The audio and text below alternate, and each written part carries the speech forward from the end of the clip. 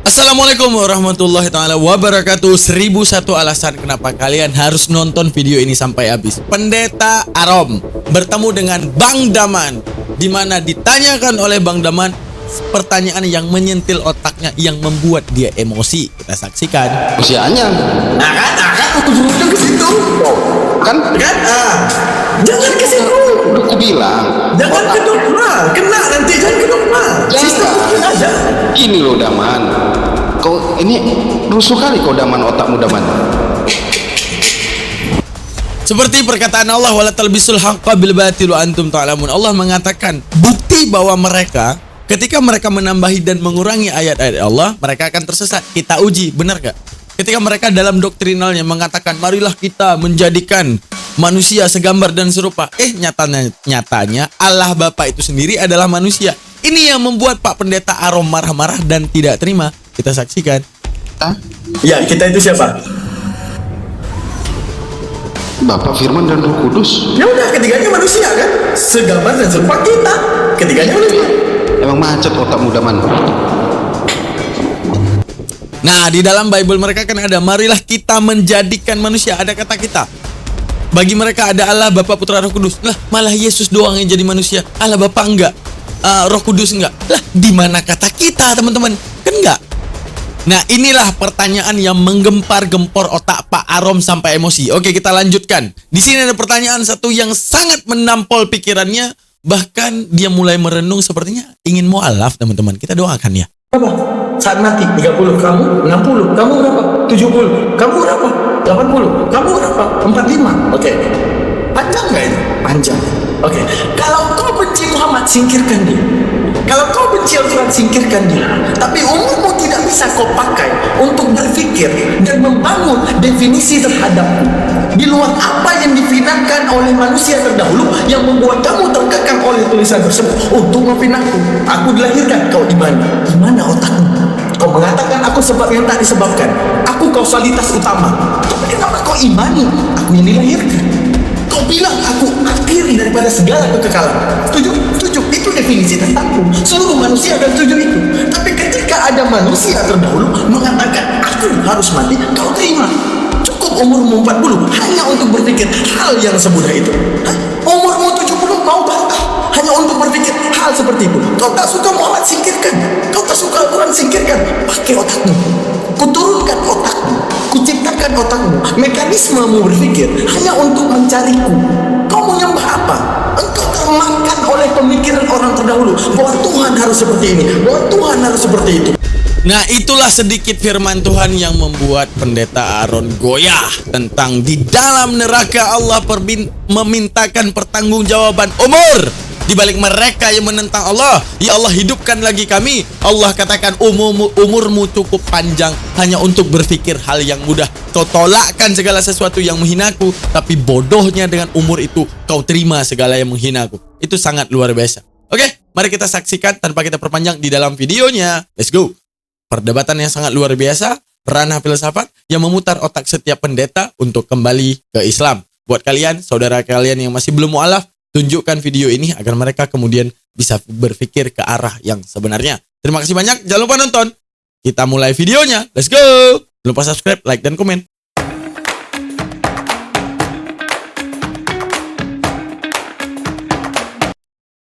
Oke teman-teman, kita masuk ke case pertama bahwa Adam tidak boleh disalahkan. Karena Adam dilarang oleh Tuhan sebelum makan buah pengetahuan. Lah Tuhan udah tahu Adam nggak tahu apa-apa. Ngapain dilarang? Nah ini yang membuat Pak Arom mengeluarkan segala kesesatannya. Kita mulai videonya. Pak Arom, saya akui benar. Oh gini Pak Arom, oke. Bahwa manusia sudah punya otak awalnya, ciptaan Adam, oke. Dia udah punya pengetahuan sebelumnya Bang, ini ayatnya. Oh iya. Ya. Ku ikutin dulu cara berpikirmu Daman ya. Ku ikutin cara berpikirmu dulu ya. Jadi kalau menurutmu Tuhan itu menciptakan manusia otaknya ditinggal gitu? Enggak, kalau di Islam enggak, tapi lengkap dengan dengan tahu Ya, baik, tahu buruk, selesai. Sama. Jadi buah pengetahuan itu buat apa? Nah itu untuk menguji dia sanggup nggak mengikuti perintah. Berarti buah pengetahuan dan buah pengetahuan yang sebenarnya. Bukan lah. Tujuan makan buah pengetahuan buat apa sebenarnya Adam? kalau tujuan untuk makan buah itu kurang tahu ya. Kalau dimakan ya pasti dia jatuh ke dalam laut. Kalau dimakan jatuh dalam maut. Nih kalau aku cari fungsi buah pengetahuan di Bible beda dari penerangan gimana? Ya cari aja. Oke, gua cari dulu ya. Intinya nggak ada. Kalau kau bilang buah pengetahuan baik dan buruk ada beneran mah.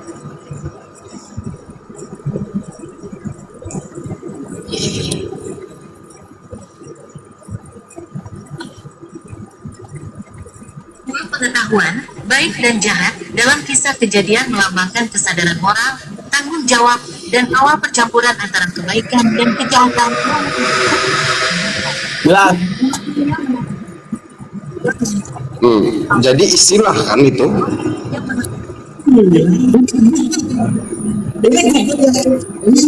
Iya. Satu data dia ambil bahwa Jadi istilah kan itu. istilah ini arti buah pengetahuan. Buah pengetahuan dalam kisah kejadian melambangkan kesadaran moral. Sadar akan baik buruk nih. Oke, tanggung jawab dan awal pencampuran antara kebaikan dan kejahatan. Dan awal ingat, dan awal pencampuran antara kebaikan dan kejahatan yang merenggut kepolosan manusia. Awal baik dan jahat. Berarti nggak akan ada awal sebelum ada makan. Menunjukkan Adam tak patut disalahkan karena dia belum punya awal daripada kesalahan dan kebaikan.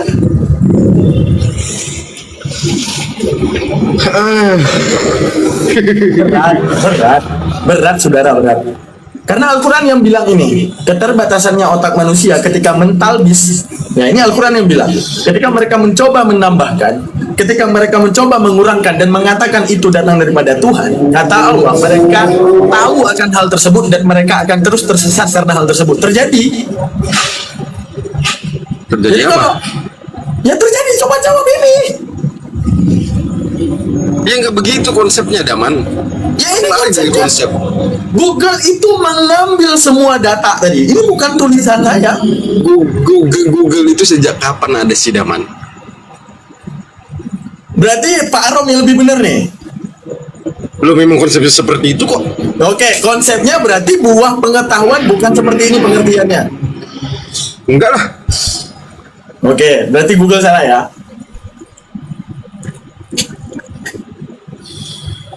Coba lihat, ada ayatnya. Enggak, Daman. Lanjutin dulu, Daman. Kenapa jadi kau lari-lari kemana-mana sih? Enggak. Google segala macem. Nah, itu aja belum selesai. Allah bilang, apa yang mereka tambah dan kurangkan, mereka akan tersesat karena itu. Makanya aku tanya, bagaimana Adam bisa salah? Dia belum makan. Karena awal baik buruk ada di situ. Jadi kalau tanya, jadi abang percaya Tuhan itu menciptakan manusia punya akal? Percaya. Di agama saya mengajarkan Adam langsung mantap dengan akalnya, sehingga dia tahu ini larangan dan ini perintah. Jadi maksudmu beda gitu makna penciptaannya? Nah, di sana cuma pengujian buah khuldi namanya. Buah khuldi ini ya, buah semua yang ada di surga ini kamu boleh makan Adam, kecuali yang ini. Ya sama. Tapi bedanya itu Anda maksudkan kepada pengetahuannya. Dan kekristenan ya, mengajarkan awal kebaikan dan awal keburukan ada pada pohon pengetahuan. Rusak pola pikirmu, Daman. Kalau begitu, Daman. Aduh. Yaudah, tunjukkan pola pikir gue rusak di mana? Gimana ceritanya kamu bilang Tuhan menciptakan manusia itu nggak pakai akal? Astaga.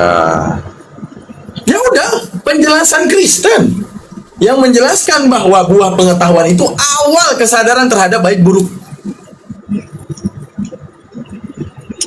Itu Di sini dia teman-teman macet ya teman-teman. Kenapa macet kita bilang?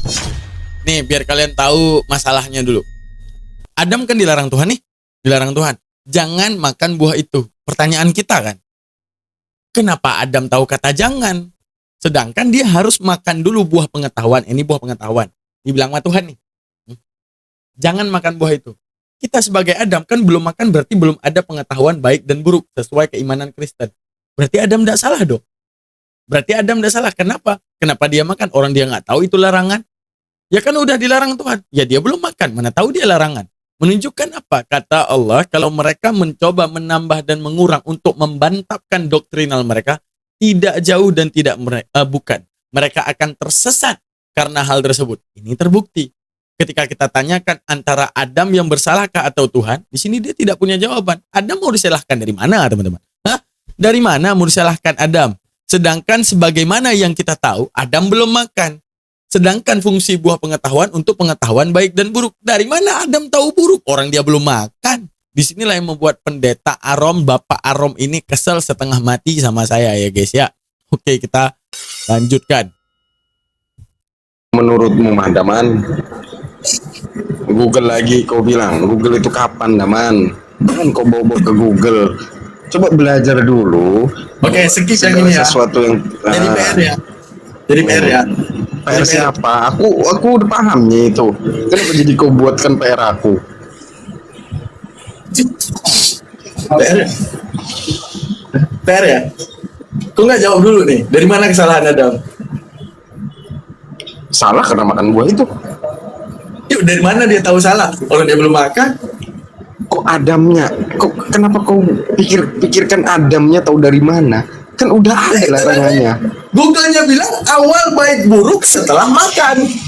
Kau paksa lagi Google ngomong loh. Lah gimana? Google sekarang udah ada AI. AI itu mengumpulkan seluruh data, jawaban paling relevan. Itu.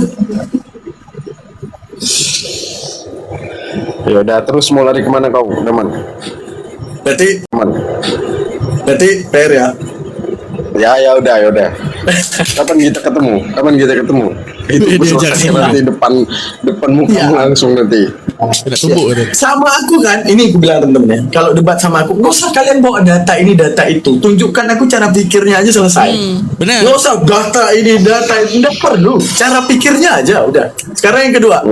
Tadi tiba-tiba, marilah kita menciptakan manusia segambar dan serupa kita. Bener nggak? Betul. Betul. Berarti Bapak juga manusia dong? Loh, nggak begitu maksudnya. Dia memiliki ini. Oke, penjelasan sedikit penonton agar kita sama persepsi. Kan ada kata kita. Kita berarti aku Bapa, Putra, Roh Kudus. Segambar dan serupa kita. Berarti Bapa, Roh Kudus sama Yesus harus manusia. Kan kita. Nah, pertanggungjawaban kata kita ini sama seperti kata Allah. Kalau mereka menambah dan mengurang mengatakan itu dari Allah, mereka akan tersesat. Kita buktikan. Tersesat nggak mereka? Tersesat. Penjelasan kata kita saja kok bisa cuma Yesus yang jadi manusia. Kenapa Bapa sama Roh Kudus nggak jadi manusia? Ini yang membuat pendeta Arom hampir meninggal, teman-teman. Dia memiliki Izinkan gua pendengaran, ketawa terbahak-bahak. dia memiliki penglihatan, pendengaran, gitu loh, memiliki roh juga, gitu loh, dan bisa berkata-kata juga, gitu Dama. Kitanya siapa tuh? Hmm? Kitanya siapa itu? Bapa, Putra, dan Roh Kudus. Oke, berarti ketiganya manusia dong? Yaudah dong. Satu hakikat, enggak dong? Iya, harus ketiganya manusia. Ini ada 3 orang nih. Harus. Mari Harus. kita. Ini 3 orang, Bapak, Putra, Roh Kudus.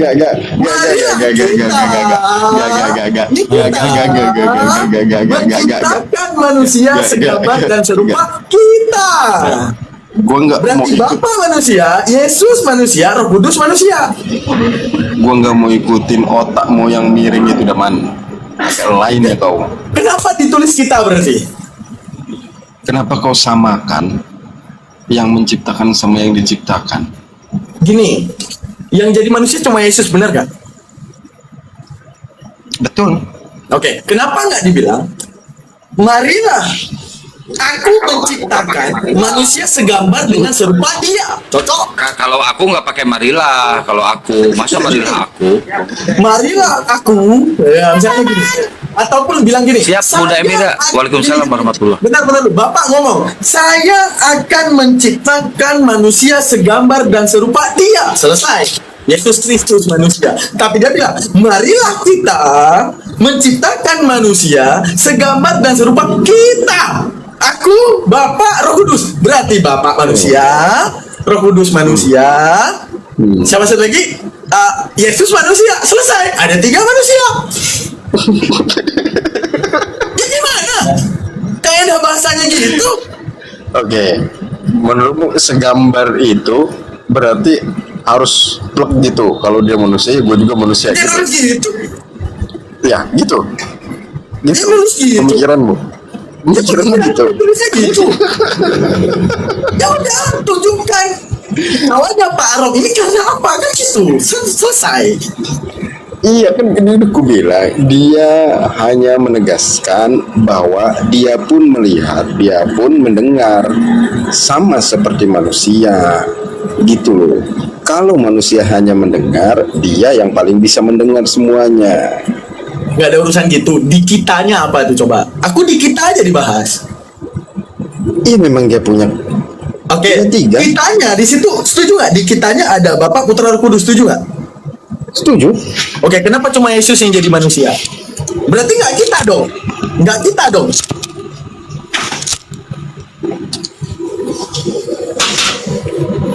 Karena diutus. Ya kan nggak kita pasti. Cacat firmannya pakai kata kita. Kenapa cacat? Ya, karena pakai kata kita. Ya karena kalau sendiri nggak bisa lah. Harus ada firman, harus ada. Tinggal bilang biarkan aku sang Bapa menciptakan manusia Ya, begitu. segambar dan serupa Dia. Selesai. Yesus Kristuslah manusia itu. Selesai. Tapi kalau dia Ya, bilang, begitu. marilah kita menciptakan manusia segambar dan serupa kita. Selesai. Berarti Bapak manusia, Yesus manusia, Roh Kudus manusia. Nggak begitu. Nggak begitu. Kau Sebenarnya harus memang tahu nggak begitu. Al-Quran udah bilang, yang aku bilang tadi, saat mereka mentalbis, mereka akan tersesat karena itu. Buktikan, terjadi. Apanya yang terjadi? Ya udah, kasih tahu saya kata kita itu. Oke, ya. Menurutmu Bapak itu bisa menciptakan sendiri tanpa firman kah? Menciptakan sendiri tanpa firman. Tuhan dia. Emang bisa tanpa firman dia menciptakan? Bisa. Gimana caranya? Ya dia Tuhan. Tanpa firman bisa. Sekarang gini, kamu menobatkan definisi Tuhan. Tuhan itu berketerbutuhan atau dia terkaya dan gak butuh apa-apa. Dia pemilik firman dan roh. Iya udah, keterbutuhan atau tidak? Kalau keterbutuhan, saya akan nanya, yang menyediakan keterbutuhan dia siapa? Sekarang gini, kita manusia dengar ini ilmu konsep logika, filsafat. Manusia mencari Tuhan, menemukan yang namanya kausalitas sebab akibat. Saat ada sebab, ada akibat, sebab ada akibat, sebab ada akibat. Makanya manusia memikirkan kausa prima, sebab yang tak disebabkan. Kalau sang sebab juga masih disebabkan, maka si sebab yang tak disebabkan belum tentu jadi sebab yang disebabkan, karena masih mencari siapa yang menyebabkan dia. Sama seperti saya bilang tadi, kalau Tuhan punya keterbutuhan, siapa yang menyediakannya keterbutuhan itu? Pak Rom, Anda butuh nafas, disediakan Tuhan. Gini loh. Kau kan tahu, 3 itu satu kesatuan kan, Daman? Iya, enggak ke dogma dulu. Aku dari tadi masalah kita nih. Masalah kita, di kita doang. Nah, Anda bawa kepada kira-kira Bapak ataupun Tuhan bisa nggak menciptakan tanpa firman? Emang dia butuh firman? Butuh dong. Kenapa butuh? Karena emang di dalam dirinya ada itu, ada firman. Oke, penyedia keterbutuhan Tuhan siapa? Oh enggak, pada awalnya memang dia ada firman di dalamnya. Berarti nggak butuh. Ya harus ada firman. Berarti butuh. Iya memang butuh firman. Siapa yang menciptakan keterbutuhan Tuhan?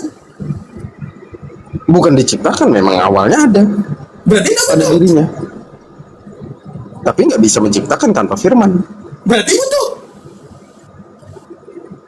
Kau bolak-balik. Kau tahu dulu nggak?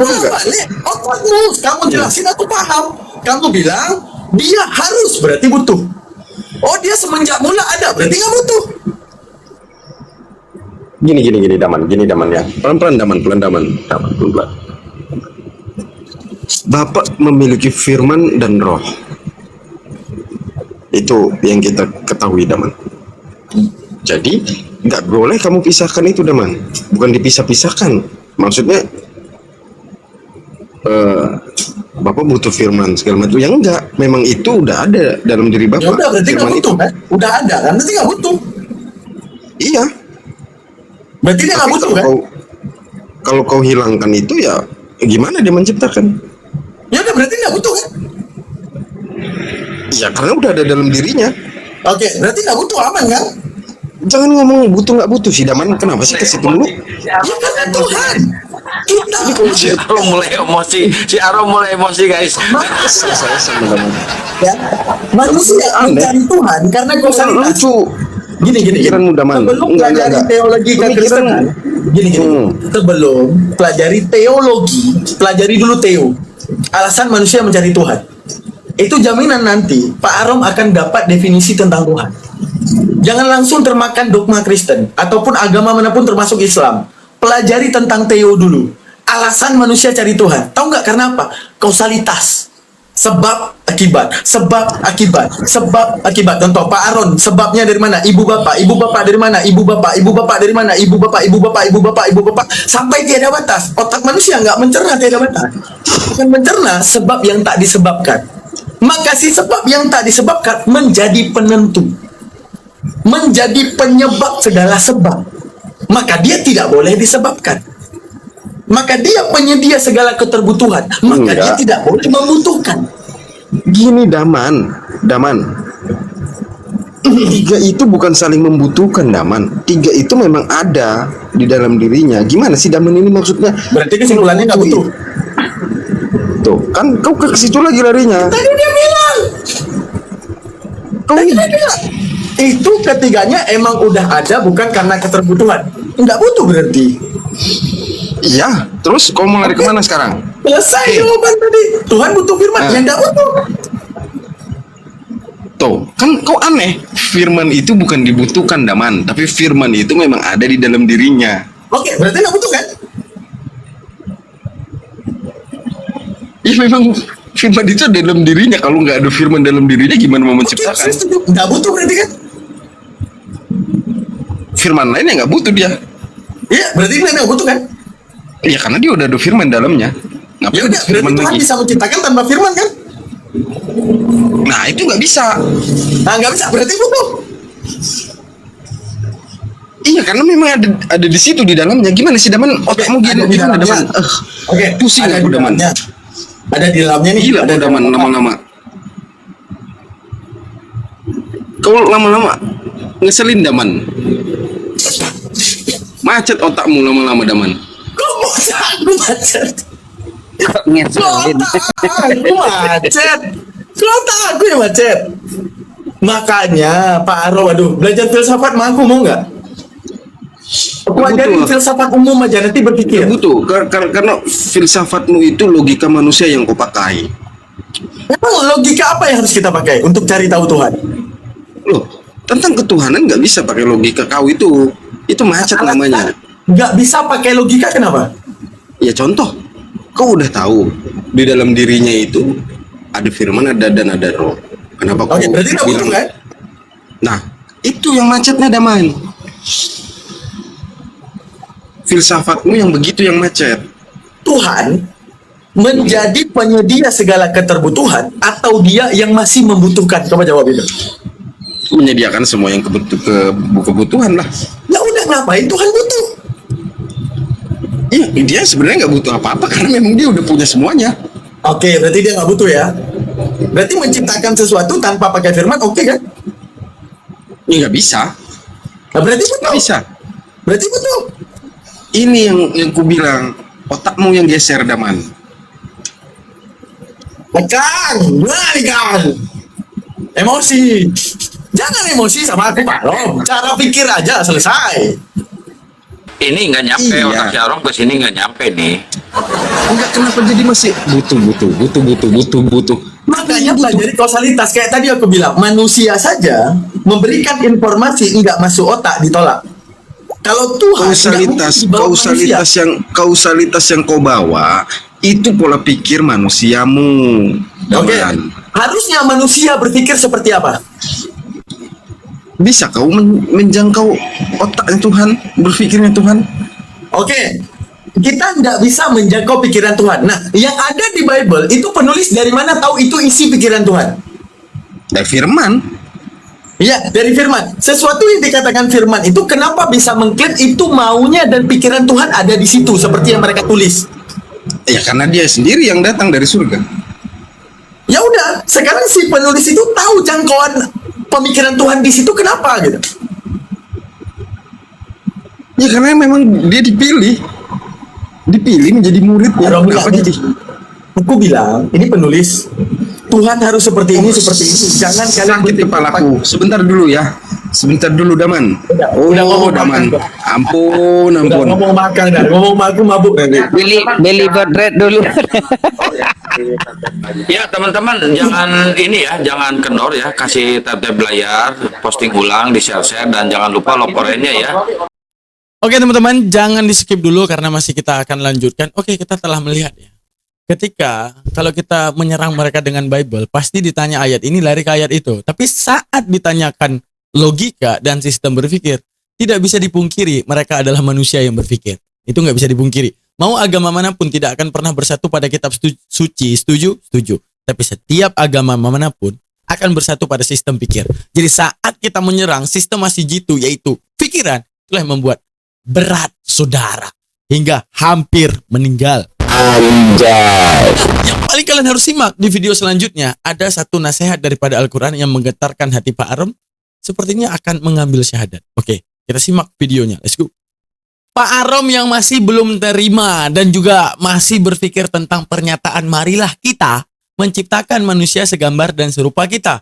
Dia masih belum terima kalau itu sang Bapa harus jadi manusia juga dan Roh Kudus juga harus jadi manusia. Karena ada kata kita, dia yang tak terima, dia mengangkat kembali tema ini, mencoba memahamkan, justru kena balik ke tampol balik. Mari kita simak videonya, let's go. Kita kan serupa segambar serupa kita. Tiga berarti tiga-tiganya manusia. Bukan Daman, bukan. Kok ngeyel sih dibilangin Daman? Dibilang bukan. Ya udah, tunjukkan saya berpikir kata kita itu tidak ketiga-tiganya manusia. Coba gimana cara pikirnya? Coba gimana cara pikirnya? Iya. Pencipta masa manusia? Kan longor kali kalau kayak gitu Daman. Pencipta masa manusia. Iya. Yesus pencipta bukan? Kemanusiaannya. Nah kan ujung-ujungnya ke situ. Oh, kan? Jangan ke situ. Udah ku bilang. Jangan ke dogma. Kena nanti jangan ke dogma. Jangan. Aja lah. Gini loh Daman. Kau ini rusuh kali kau Daman, otakmu Daman. Sebentar. Gue jelasin dulu Daman. Oke. Lu jangan jangan pikirkan di otakmu itu bahwa Tuhan itu manusia, kan lain kau Daman. Kalau kayak gitu. Berarti yang berpikir Tuhan manusia lain berarti ya? Iyalah. Aneh. Berarti yang berpikir Tuhan manusia aneh. Aneh lah. Jadi Yesus Itu Arom. Hah? Bible mau kan Yesus tuh manusia. Anak manusia. Kemanusiaannya. Nah itu aneh nggak itu?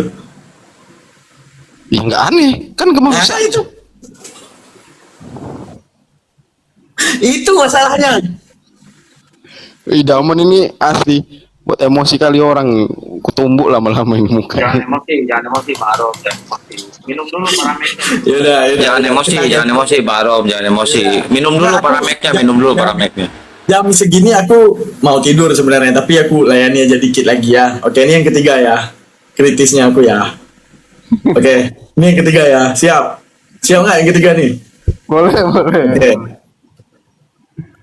Tadi secara dogmatis butuh manusia suci yang mendamaikan hubungan antara Tuhan dan manusia, benar ya? Betul. Betul. Oke. Yesus pernah bilang nggak segala yang ternubuatkan di kitab para nabi dan di Mazmur harus digenapi, benar ya? Betul. Oke. Betul. Di Mazmur 91 ayat 8. Tahu bunyinya? Kenapa? Oke, saya buka ya. Suara lu Enggak, jauh, kenapa? Rom. Kenapa? Suara lu Itu jauh. kan bukan emang itu nubuatan dia.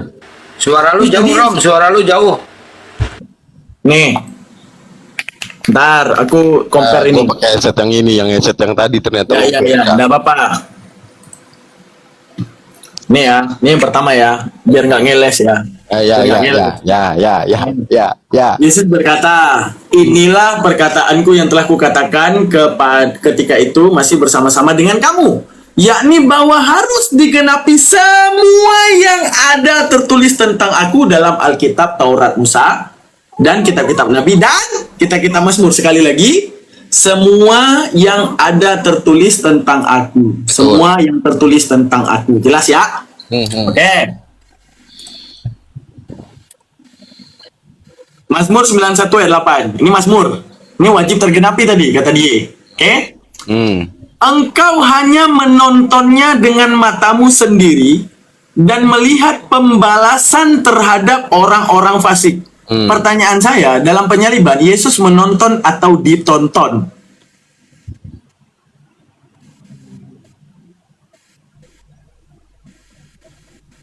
Itu pembalasan. Kenapa? Macet. Iya, Engkau pembalasannya. hanya akan menontonnya Betul. dengan matamu sendiri. Betul. Dan melihat pembalasan terhadap orang-orang fasik. Dalam penyaliban, Yesus menonton apa Bukan. ditonton? Bukan, itu konteksnya bukan dalam penyalipannya, pembalasannya nanti. Oke, ini berarti bukan tentang Yesus. Tentang dia, nanti kan dia memang akan menyaksikan pembalasan kepada orang-orang yang sudah menyiksa. Oke, dalam peristiwa penyaliban, ini menonton apa ditonton dia? Beda peristiwa ya, itu ditonton. Beda peristiwa dengan ini. Berarti konteks. dia ditonton. Berarti dia orang fasik.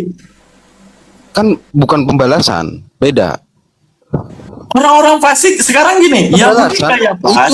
itu dan melihat pembalasan. Nggak usah ngeles. Matius 263. Ngeles gimana? Sekarang gini, Ngeles gimana? Matius 263. Yahudi kayak pas. Jangan lari kemana-mana. Enggak, kita Mazmur tentukan 9 dulu orang tadi. fasiknya Nah, nih.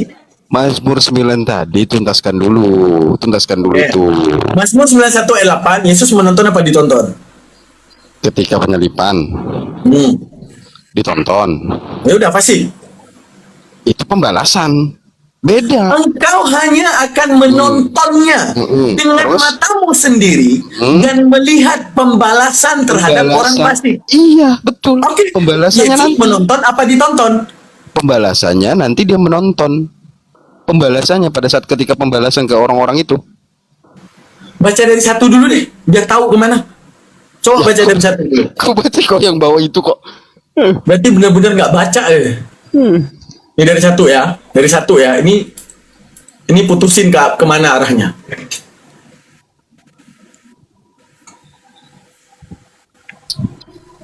Orang yang duduk dalam lindungan yang maha tinggi dan bermalam dalam naungan yang maha kuasa. Pertanyaan saya, Yesus apa bukan? Termasuk Yesus apa bukan?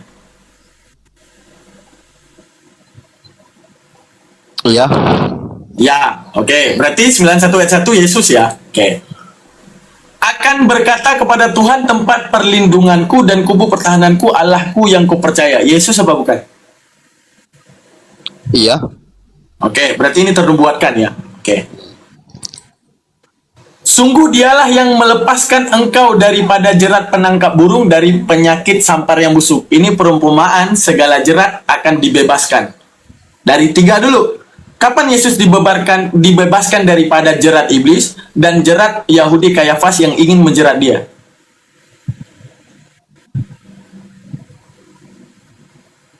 Nah, kok enggak nanti ini jadi janji caleg nih. Katanya, sungguh dialah yang melepaskan engkau dari jerat penangkap burung, dari penyakit sampar yang busuk. Oke, berarti jeratan apapun akan dibebaskan untuk Yesus. Dalam penyaliban, kenapa dia terjerat?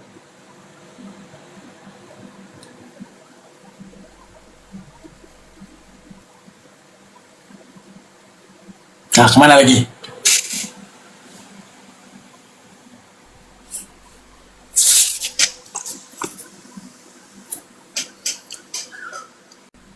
Mazmur 91 ya. Baca, nanti bilang nggak satu perikop. Baca tuh perikop tuh baca.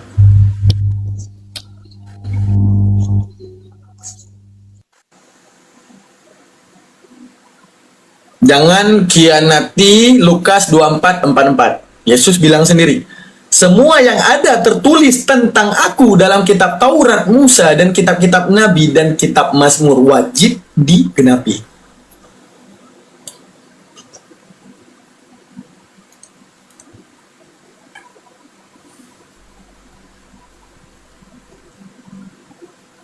Oke. Sungguh dialah yang akan melepaskan engkau dari jerat perangkap burung, dari penyakit sampar yang busuk. Siapa yang melepaskan? Tuhan. Tuhan. Tuhan siapa? Bentar, ini nanya. Nama channelnya apa, Bang? Almantiki Reaction. Dah. Apanya? Tuhan siapa? Ya Tuhan. Tuhan Tuhan siapa? yang berjanji akan melepaskan. Iya, Tuhan siapa? Ya Tuhan yang berjanji lama kan? Ya, Bapak kan? Ya udah, Bapaknya berjanji akan melepaskan daripada segala jerat. Sedangkan yang bikin jerat Bagi yang Matius 26 percaya. ayat 3 ayat 4. Bagi yang percaya. Hah? Itu bagi yang percaya, penjelasannya itu bagi yang percaya. Di mana tertulis bagi yang percaya? Penjelasannya loh. Berarti Yesus nggak percaya Bapak, makanya nggak dibebaskan dari jerat Yahudi Kayafas. Dia kan Bapak itu sendirinya. Sang Iya, firman yang menjadi Bapak itu manusia. sendiri. Iya, firman yang menjadi manusia. Berarti Bapak mengkhianati firman-Nya sendiri. Oh enggak dong, memang untuk keselamatan kok. Ya udah, dalam kemanusiaannya dia akan dilepaskan dari jerat kan? Oh enggak, kalau untuk dia beda. Oh, berarti dia nggak masuk Mazmur 91 ayat 3?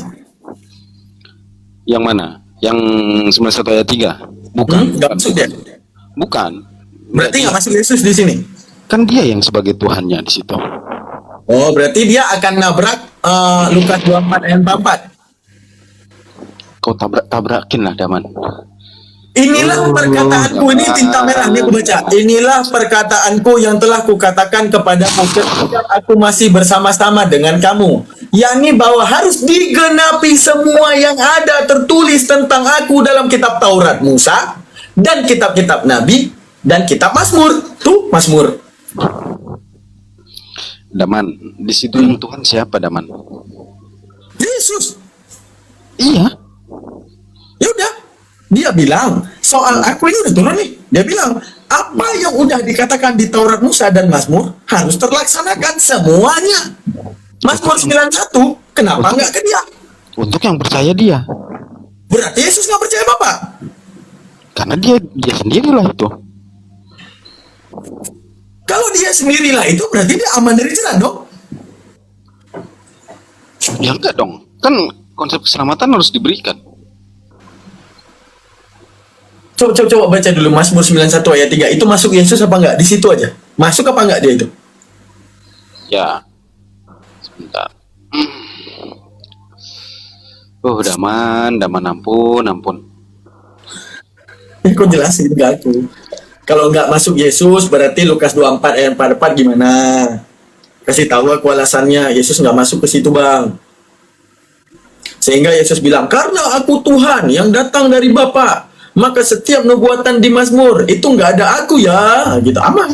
Iya, di situ kan kalimatnya sungguh dialah yang akan melepaskan. Dialah itu siapa, Daman? Dialah siapa? Dialah itu siapa? Iman Anda. Yesus. Dialah siapa maunya? Dialah siapa? Yesus. Berarti dialah Yesus yang akan melepaskan engkau dari jerat penangkap burung. Betul. Dari penyakit sampar yang busuk. Betul. Oke. Itu kan Di mana penegasan. nubuatan Yesus di sini? Iya. Dia Nubuatan kan berarti kejadian yang akan terjadi ke depan kan? betul. Nah, Dialah. di sini kalau dia hanya kita pakai ke Yesus berarti bukan kejadian yang akan terjadi ke depan. Loh, kok gitu? Ini ceritanya tentang sesuatu yang terjadi ke depan. Oke. Betul.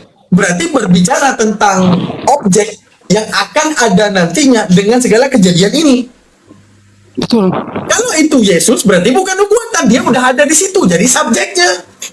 Ya memang dia dari dulu sudah ada. Berarti mana nubuatannya harus dipenuhi 24 tadi di Lukas? Iya, ketika kemanusiaannya itu, Daman. Ya udah kemanusiaannya. Oke, kemanusiaan pun udah lahir. Berarti Mazmur 91 ayat 3 kena nggak ke kemanusiaannya ini? Aku bilang samamu ya, Mazmur 91 ayat 3. Dialah yang akan melepaskan engkau dari jerat dialah yang akan membebaskan segalanya itu dari perangkap. Oke. Perangkap apa? Dari hukum-hukum dan Oke. tradisi Yahudi. Oke. Berarti di sini dianya Yesus, benar? Betul. Engkau di sini termasuk Yesus yang manusianya. Iya. Oke, berarti Yesus melepaskan Yesus dari jerat. Enggak. Nah, tadi dia Yesus melepaskan Yesus dari jerat. Berarti ada dua Yesus. Satu Yesus yang melepasin dari jerat, satu Yesus yang terjerat. Enggak. Ini kan yang berbicara ini Sang Firman yang ada di dalam Bapa kan? Oke, berarti Sang Firman yang ada di dalam Bapa melepaskan kemanusiaan Yesus. Melepaskan kemanusiaan Yesus. Dia Enggak. kan melepaskan dari jerat. Yesus bilang, segala yang dinubuatkan di dalam kitab Mazmur harus semuanya digenapi. Udah, ini nanti gue pelajarin dulu Daman ya. Biar aku bisa jelaskan sama mu Daman. Oke? Ya, ini merujuknya kemana ya? Engkaunya ya. Kau nanya engkaunya kan? Iya. Banyak, kamu harus jelasin ke aku kita. Itu satu kita. Udah Kita tadi. nggak ada PR. Kok udah tadi? Nggak ada PR. Kitanya belum jelasin tadi. Kita belum dijelasin. Kita di situ merujuk di 1 Yohanes 5 ayat 7. Nah, apa itu? Kita, Ya, kita itu siapa? Bapa, Firman dan Roh Kudus. Ya udah, ketiganya manusia kan? Segambar dan serupa kita. Ketiganya manusia. Emang macet otakmu Daman. Udah, jangan ke situ lagi deh. Jangan ke situ lagi, meledak kok nanti. Udah. Yang terakhir pertanyaan logika boleh nggak? Ini nggak main ke kita, udah ke logika aja dah. Apa lagi?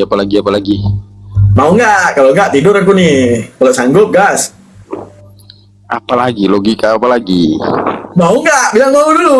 Biar Ya aku semangat udah. nih. Oke, Ayo, mau ayo. ya? Oke. Kasih gift gue dulu lah. Kasih lu kasih.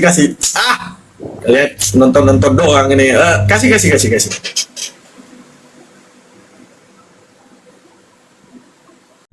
Nah, ini kalian wajib menyimak, teman-teman. Kenapa harus menyimak, Bang Daman? Karena ini adalah pernyataan daripada Allah yang ada di dalam Al-Quran yang tak mampu dibantahkan oleh pendeta Arom, dan Allah mengajarkan bagaimana sistem berpikir untuk menemukan Tuhan.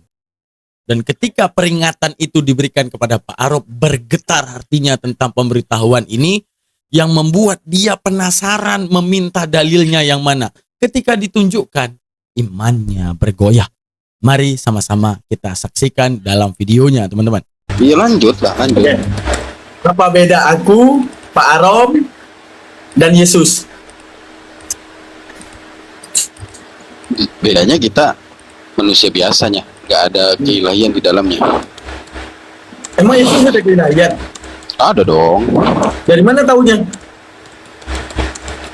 Ya kan Firman yang menjadi manusia. Ya, dari mana taunya? Ayo, 1 Yohanes 1 Ya, bisa Yesusnya. Aku mau tahu Yesusnya.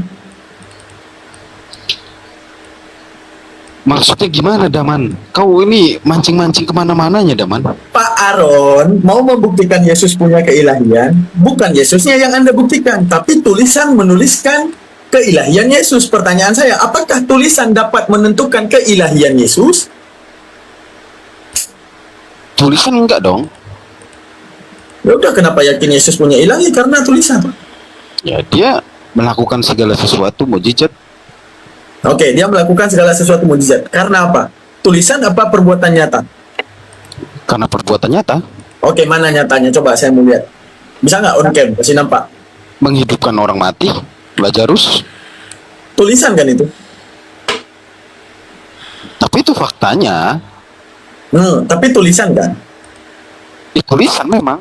Ya udah. Jadi- Bang Arum pernah lihat nggak? Jadi kalau kau tanya balik mirroring, dari mana kau tahu Boleh, juga? Silakan. Gimana? Jadi gini, Nah, kau tahu dari mana bahwa Nabi Muhammad naik ke langit Isra Mi'raj? iman? Ya udah, aku juga sama iman. Oke, iman. Oke. Ustaz, kenapa kau ketawa? Udah, iman. Oke, sekarang iman Anda. Kenapa Anda membedakan saya dengan Yesus? Anda mengatakan karena iman Yesus melakukan mukjizat. karena iman Yesus punya keilahian. Kan iman nih sifatnya. Bener nggak? Betul. Ya kan? Sifatnya iman kan? Setuju ya? Setuju. Oke. Jangan lari kemana-mana. Di iman nih. Oke. Sekarang saya tanya. Kalau ada kitab yang mengatakan Daman menghidupkan orang mati, Daman nubuatan firman kedua, jadilah kitab Damanus 1 ayat 1. 2000 tahun yang akan datang, saya manusia apa Tuhan? Manusia lah, manusia. Kau itu manusia. Kenapa Yesus Tuhan? Kenapa juga kau percaya itu naik ke langit? Ayo. Ya kan dia Tuhan, ini iman. Sekarang kan Iman. Ya udah iman, aku juga iman. Ya udah, saya tanya nih ke Pak Arom, nih Yesus nih. Oke. Dipercaya, diimani oleh Pak Arom bahwa Yesus dia membangkitkan orang mati. Siap, tepuk tangan buat iman Pak Arom. Maka dia Tuhan. Diimani bahwa dia ada sebelum Abraham ada, iman. Oke, tepuk tangan buat iman Pak Arom. Oke, pertanyaan saya, nggak ada beda dong dengan saya. Dituliskan bahwa Daman telah ada sebelum dunia diciptakan. Bahwa Daman telah menebus dosa manusia untuk kedua kalinya. Diimani oleh orang 2000 tahun yang akan datang. Saya Tuhan apa bukan? Tuhan menurut orang 2000 akan mendatang. Ya udah, nyatanya saya Tuhan apa bukan? Nyatanya bukan kalau menurut Ya saya. udah, Yesus kenapa Tuhan? Kalau saya nyatanya bukan. Iman. Berarti Yesus nyatanya bukan Tuhan tapi diimani sebagai Tuhan. Kata siapa dia bukan? Ya tadi saya bilang nyatanya saya bukan Tuhan. Tapi dituhankan oleh orang yang percaya mengimani saya Tuhan. Gini Ah, ya. waduh. Gini Daman, gimana gini Daman? Kau bisa menyatakan Yesus itu bukan Tuhan, gimana caranya Daman? Ya, meninjau diri sendiri. Meninjau diri sendiri bahwa saya tidak ada pembuktian bisa membangkitkan orang mati. Tapi kalau dituliskan membangkitkan orang mati, bahwa nubuatan ilahi yang kedua setelah sosok Yesus Kristus 2000 tahun yang akan datang, orang baca, saya bilang saya Tuhan. Tanya-tanya ke Pak Aron, saya Tuhan bukan? Kalau saya bilang bukan. Ya, kenapa Yesus Tuhan? Iya karena memang dia Tuhan. Kenapa saya tidak? Memang saya Tuhan. Tuhan dari mana? Ya Tuhan bagi 2000 orang 2000 tahun yang akan datang ketika beriman sama seperti Pak Aron. Ini kau mau memainkan logika mutar ini Daman. Jadi gini. Kalau ada yang menerima firman berangsur-angsur kemudian dituliskan. Kalau saya juga buat begitu, menerima firman juga, kau akan mengakui juga saya nabi. Buktian rasionalitasnya apa? Kalau selama nggak rasional ditolak. Iya, kalau misalkan sama rasional. Ini bukan Sebentar dulu. Daman. Siap. Sebentar dulu Daman. Kalau aku mengaku menerima firman juga, oke, melalui mimpi segala macam, terus nulis buku, buat buku, ada di buku, kemudian orang 2000 tahun ke depan juga mengimani aku nabi. Gimana Daman? Menurutmu? Di Islam itu rasionalnya apa? Kalau memang benar diimani. Iya, kau tahu benarnya dari mana? Diferensiasi. Gimana? Nah, ini ku ajarin diferensiasi. Itu kan tulisan. Benar. Gini contoh, kita balik. Al-Quran adalah kitab yang nggak jelas pengarangnya misalnya. Al-Quran nggak jelas manuskripnya. Oke. Bible jelas manuskrip, jelas hafalan, jelas apapun, jelas semuanya. Tapi Al-Quran menerangkan bahwa Tuhan itu berbeda dengan makhluknya. Maka Al-Quran lah yang benar. Tapi Bible menjelaskan bahwa manusialah Tuhannya. Maka menunjukkan apa? Tuhan dan manusia adalah Tuhan. Karena apa? Menjadi sinonim. Bukan perbedaan kata lagi.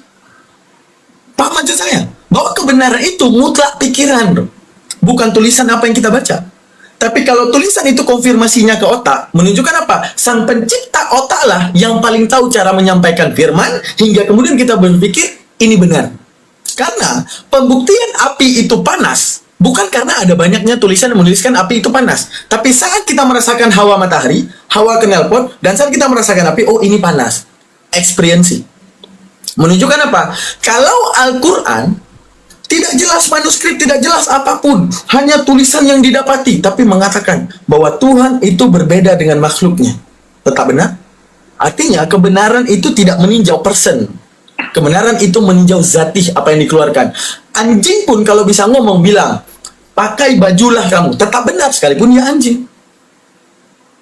Makanya di Islam bukti kebenaran rasionalitas, penyandingan rasio, mengambil konklusi yang paling efektif karena kita percaya Tuhan yang menciptakan akal, menciptakan mekanisme akal, maka Tuhan paling tahu untuk apa akal diciptakan dan firman Dia wajib berkesesuaian dengan akal karena Dia menciptakan akal. Kalau enggak, kalau Dia nggak mau dikritisi, jangan ciptakan cara akal berpikir seperti ini.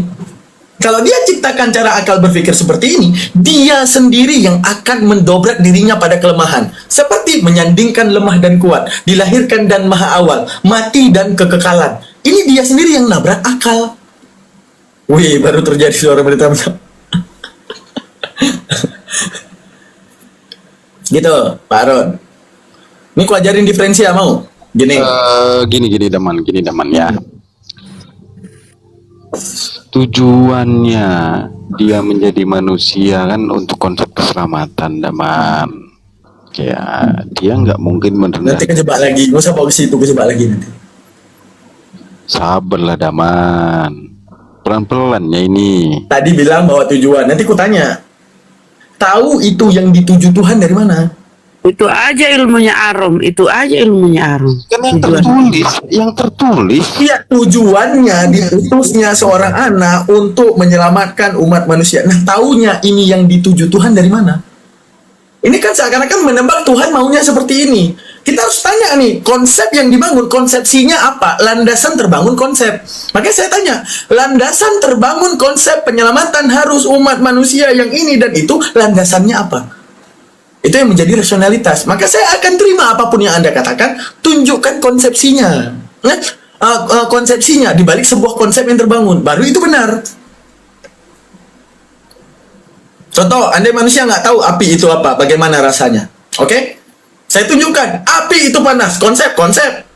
Konsepsinya, oke. Sekarang coba pegang knalpot yang udah kau panaskan. Coba rasa hawanya. Oke, sama? Sama. Rasakan matahari. Sama? Sama. Nyalakan kompor, rasa sama. Oke, sekarang api. Korek. Coba rasakan. Oh, sama. Panas apa dingin? Oh, panas. Secara apa? Konsep yang dibangun karena adanya konsepsi dan jalur pikir sehingga konsep benar. Sekarang gini. Kalau ingin membangun keselamatan manusia harus dengan datangnya Tuhan berbentuk manusia dan semuanya untuk adanya penyelamatan. Itu konsep. Jelaskan konsepsinya apa. Sehingga punya landasan ini benar. Gitu.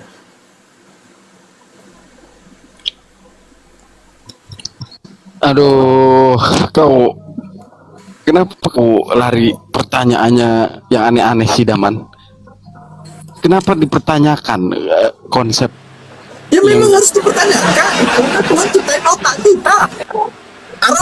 Pak Arom, kalau bikin robot ada tombol hijau dan merah. Ini Pak Arom nih, yang lebih waras, yang di bawah warasnya Tuhan. Pasti kita punya Tuhan yang lebih maha waras dari kita, kan gitu. Pak Arom ciptain robot, nah ada tombol biru, ada tombol merah. Kalau dipencet tombol merah, nyala. Dipencet tombol biru, meledak. Pak Arom tahu bisa pencet tombol biru. Tapi kenapa Pak Arom nggak pencet tombol biru? Karena tahu konsekuensi meledak. Tuhan menciptakan akal, paling tahu konsekuensi akal. Detik dia menyalahi akal, dia paling tahu konsekuensinya. Apa?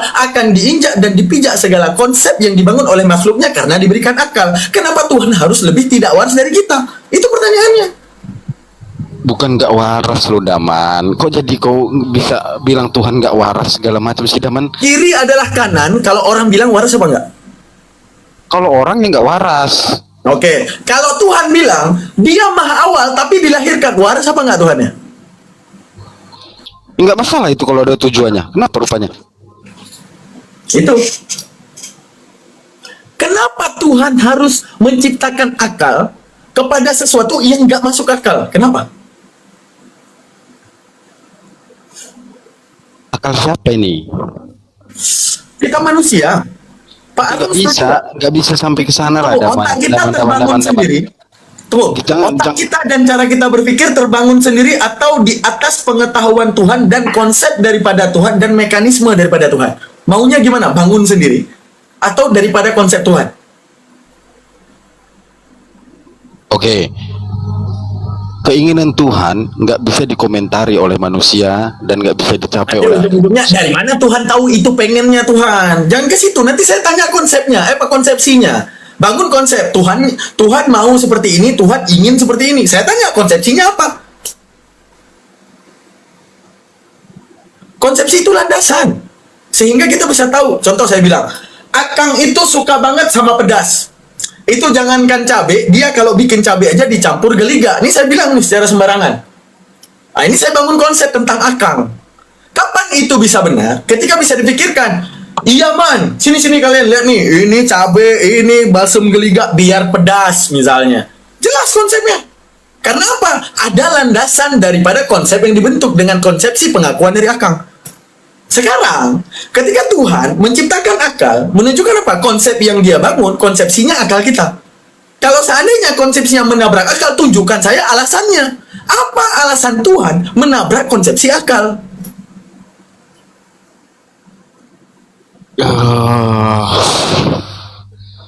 Kok Nggak bisa kalau aku Rob.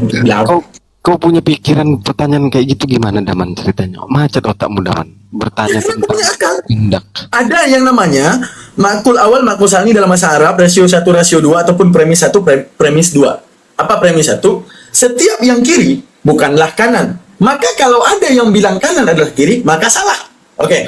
Setiap yang tidak disebabkan, maka tidak boleh lahir. Maka jikalau tidak disebabkan tapi lahir, maka salah. Itu premis, cara membangun sistem pikir logik. Ya, logik ini bagi siapa? Ya bagi kita. Yang di atas mekanisme Tuhan menciptakan kita mekanisme berpikir. Kalau memang ini tidak logik dan tidak dimaukan Tuhan, pertanyaan saya lagi, kenapa Tuhan menciptakan akal dengan gini cara berpikirnya? Iya, rasio berpikirmu jauh kali Daman ke kenapa kau komentari penciptaan Tuhan? Ya komentari lah. Orang dia menciptakan sesuatu, dia ciptain akal dengan mekanisme berpikir. Kalau dia tidak mau dikomentari, ngapain ciptain akal dengan cara berpikir seperti ini?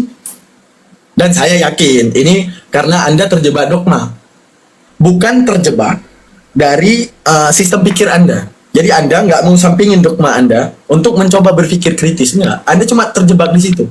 Dalam Islam mengajarkan wahum yastarikhuna, bahwa mereka nanti suatu saat di hari kiamat akan menjerit dan meminta, ya Allah, hidupkan sekali lagi kami akan menyembah kamu di luar apa yang pernah kami sembah. Mana datanya itu begitu bunyinya? Dikira aku bohong, bilang 18 tahun aku di pondok. Udah ini. Ini peringatan buat kau. Asli kau Al-Muminun. Surat Al-Muminun. Ada surat Al-Muminun. Alfa 37 lebih nampol. Nih.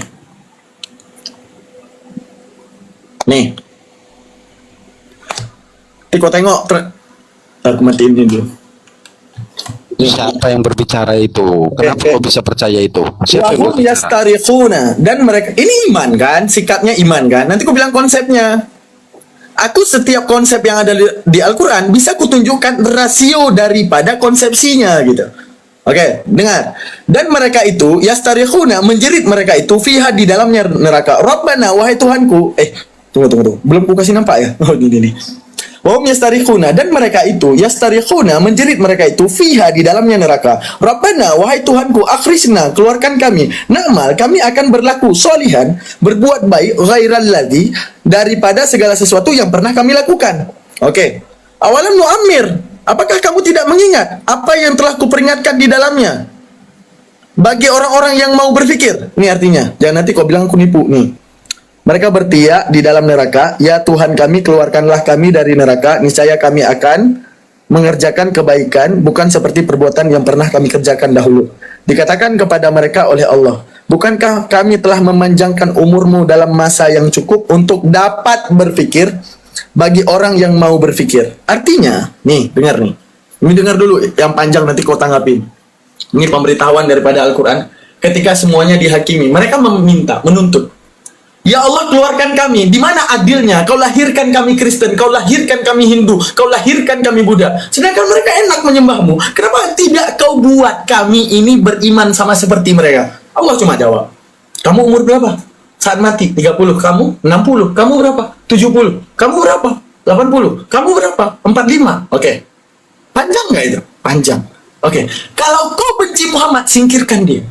Kalau kau benci Al-Quran, singkirkan dia. Tapi umurmu tidak bisa kau pakai untuk berpikir dan membangun definisi terhadapku di luar apa yang difinahkan oleh manusia terdahulu yang membuat kamu terkekang oleh tulisan tersebut untuk memfinahku. Aku dilahirkan, kau imani. Di mana otakmu?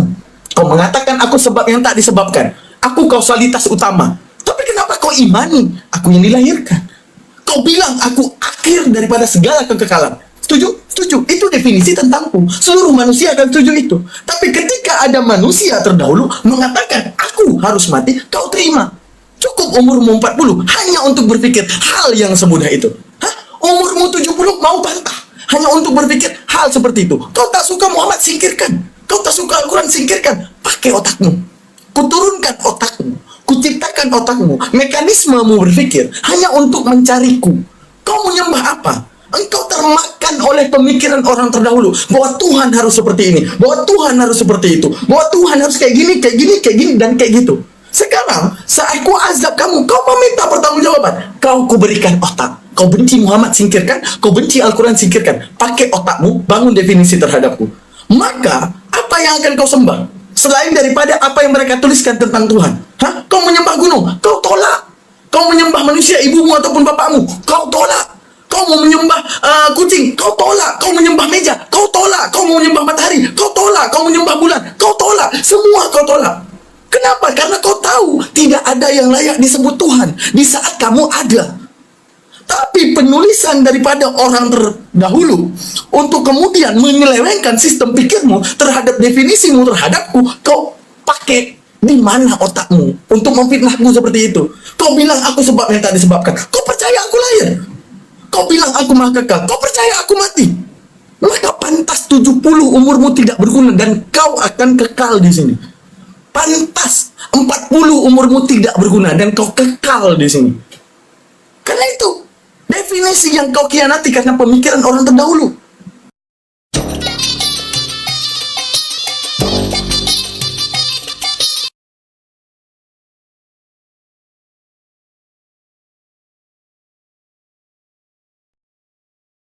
Oke, puas ya, aman ya teman-teman. Kita udah melihat semuanya bagaimana kemudian ketika akal mereka yang diuji ya susah ya. Karena memang berlandaskan daripada segala sesuatu yang tidak berlandaskan akal. Makanya isinya adalah akal-akalan. Oke, jangan lupa subscribe, like, dan komen. Jangan lupa titipkan komentar. Jangan lupa dibagikan kalau penting. Jangan lupa tekan hipe, ada tuh di hipe. Nah, jangan lupa tekan hipe juga. Dan sampai jumpa. Subhanakallah wa bihamdika, asyhadu an la ilaha illa anta, astaghfiruka wa atubu ilaik. Jayalah Islamku. Bye teman-teman.